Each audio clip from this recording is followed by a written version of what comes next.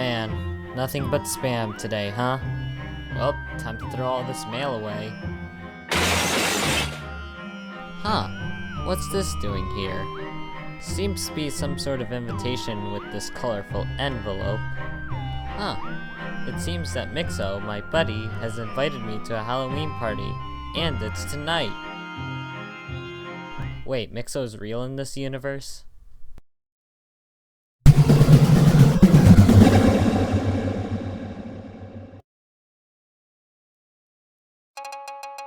It's that time of year again. Halloween time, my favorite time of the year when you can practically be anything you want and no one will even care.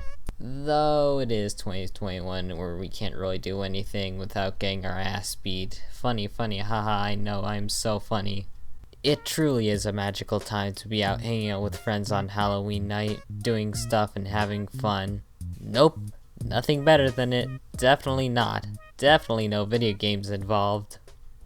Yes, I bought this on sale. Please do not judge me. Okay, so where's this place again? Huh. It's interesting that Mixo could afford a place like that. But whatever it is, I better get ready. But what to wear? Okay, this is all I could find in my closet, despite the fact I don't even have a closet, I think. Being honest though, Castlevania is probably one of my favorite video game franchises out there. Next to Mega Man, that is. Nothing will beat Mega Man. Funny story about my experiences with Castlevania. I was well aware of its existence before I even played it. But it wasn't until Simon got revealed for Smash Bros. That made me start playing Castlevania games. Starting with Castlevania 2 on the NES for some godforsaken reason. Time to throw all that information away. I won't be needing it for this review. I think it's time to talk about one very specific game in the series.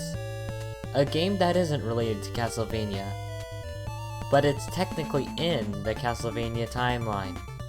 The game only ever received the Japanese release until back in 2019 when it was re-released on the Castlevania Anniversary Collection.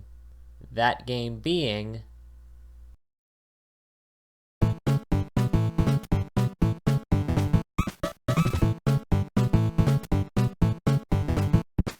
This game is Kid Dracula, or Akumajo Special Boku Dracula-kun if I pronounce that right, as it's called in Japan. It was a game initially released in Japan on October 19th, 1990, but never saw an American release until 1993 with the Game Boy release. Despite this, the Game Boy version was supposed to be a remake and a sequel to the original Famicom game. Despite this, you might be wondering, why am I reviewing this game? It's not even a Castlevania game. Well, according to Konami, it apparently is. Apparently it takes place 10,000 years into the future, so it counts.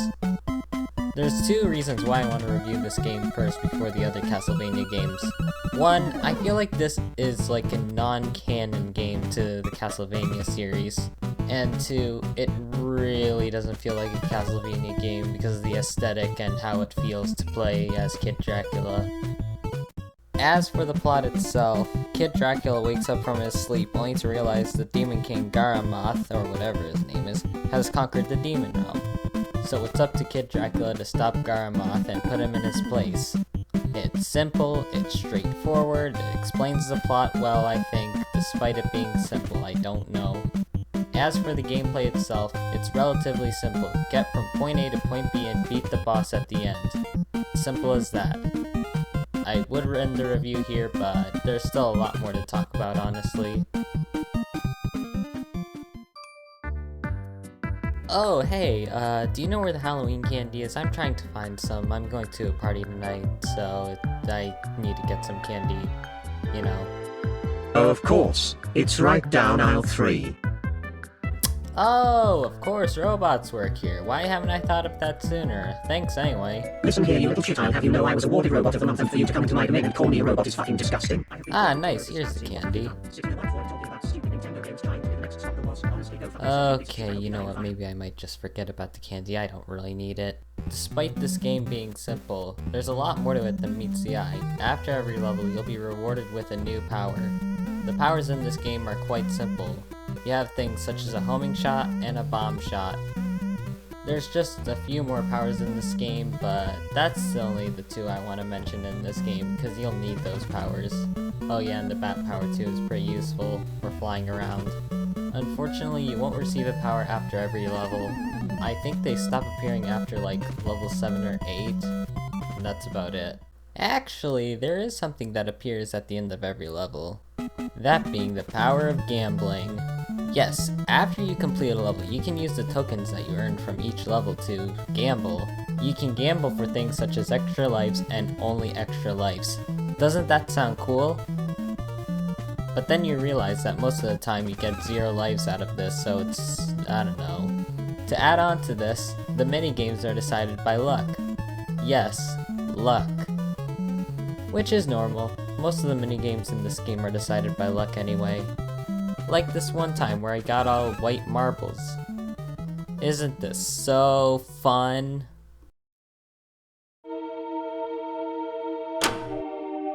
Hello, is anyone in there?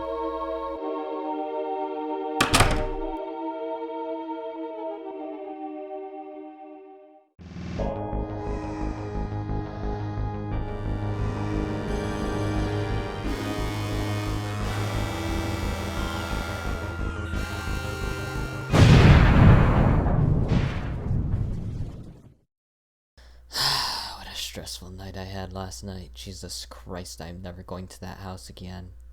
Heck, I may not even celebrate Halloween ever again because of that. I'm so traumatized.